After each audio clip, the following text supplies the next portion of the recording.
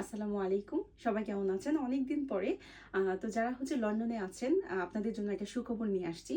যারা অনেক বছর ধরে লন্ডনে আছেন, প্রি সেটেলমেন্ট, সেটেলমেন্ট ভিসা বা এদেশের ব্রিটিশ পাসপোর্টে আছেন, অনেক দিন ধরে আপনাদের ক্যারিয়ার থেকে একটু পিছিয়ে সরে গেছেন, যে আপনারা চাচ্ছিলেন যে পড়াশোনা করবেন, ইউকেতে আসার পরে সংসার দেখার জন্য বা বাচ্চাদেরকে লালিত পালিত করার জন্য একটা জবের মধ্যে ঢুকে গেছেন, সেখান থেকে বের হয়ে আসতে পারতেছেন না। হ্যাঁ, বাট স্বপ্ন আছে, মাঝে মধ্যে মনে হয়, একটু উকি দেয় যে আবার যদি আমার ড্রিমে কাম ব্যাক করতে পারতাম। তো তাদের জন্য আপনারা চাইলে কিন্তু এখন থেকে পড়াশোনা আবার স্টার্ট করতে পারেন।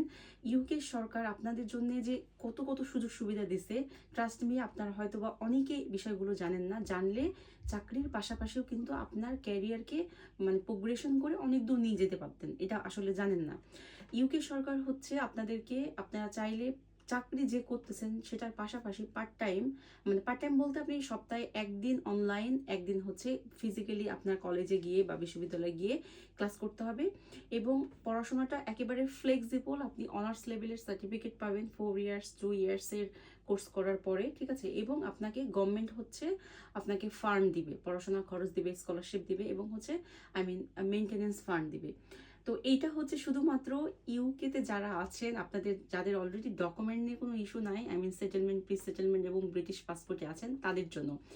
এত বছর ধরে আপনারা এই দেশে আছেন, অথচ দেখেন গভর্নমেন্ট আপনাদেরকে কত কত সুযোগ দিয়েছে। আমার কাছে মনে হয় যে বাঙালি ভাই বোনরা যদি জানতো ব্যাপারটা, তাহলে মনে হয় সবাই এটা নিয়ে পড়াশোনা করতো, ঠিক আছে।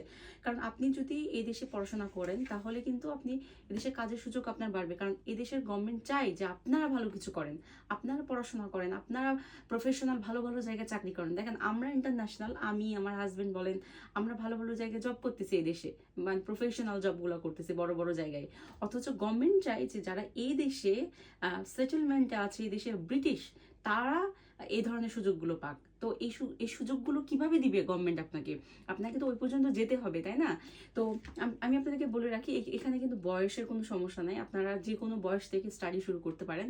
আমার এমন অনেক স্টুডেন্ট আছে যে কিনা 50+ এইজ আর কি, ঠিক আছে। যেহেতু এটা হোম স্টুডেন্ট ক্যাটাগরির মধ্যে পড়ে, যেহেতু আপনারা এই দেশে আছেন, সো আপনারা চাইলে কিন্তু পড়াশোনা শুরু করতে পারেন যে কোনো এজ থেকে। আর যদি আপনাদের বিস্তারিত জানার লাগে যে কি কি লাগতে পারে, তা আপনারা অবশ্যই ইনবক্সে যোগাযোগ করবেন। আমি ইনশাল্লাহ আপনাদের সাথে বিস্তারিত বলে আপনাদের জানাবো আর কি। তো সবাই ভালো থাকবেন। আর যদি ভালো লাগে, যারা অন্যান্য জায়গায় বাংলাদেশ থেকেও দেখতেছেন, আপনাদের যদি কোনো রিলেটিভ ইউকেতে থেকে থাকে, অবশ্যই আমার ভিডিওটা তাদের কাছে পৌঁছে দিবেন। আসসালামু আলাইকুম।